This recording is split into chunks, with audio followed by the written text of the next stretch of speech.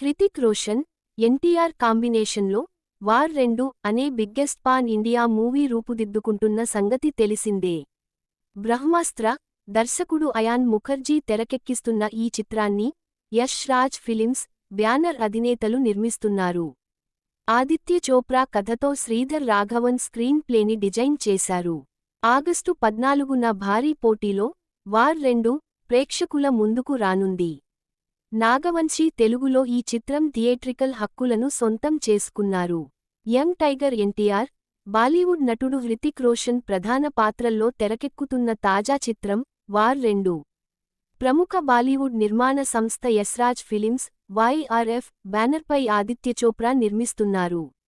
Action ఎంటర్టైనర్గా రాబోతున్న ఈ చిత్రానికి అయాన్ ముఖర్జీ దర్శకత్వం వహిస్తున్నారు.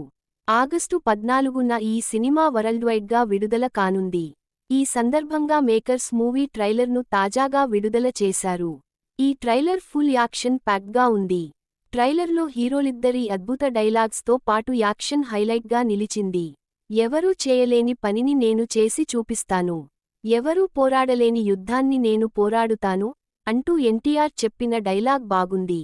యస్రాజ్ ఫిలిమ్స్ స్పై యూనివర్స్లో రాబోతున్న ఈ చిత్రంలో హృతిక్ రోషన్ కబీర్గా తిరిగి రాగా, తారక్ ప్రతినాయకుడి పాత్రలో బాలీవుడ్లోకి అడుగుపెడుతున్నారు.